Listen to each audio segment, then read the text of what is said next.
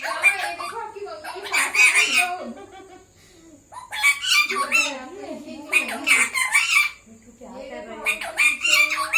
अंकिता दीदी के पास जाएगी। अंकिता दीदी बोलता है। अंकिता दीदी के पास बिस्किट दूं? जाती है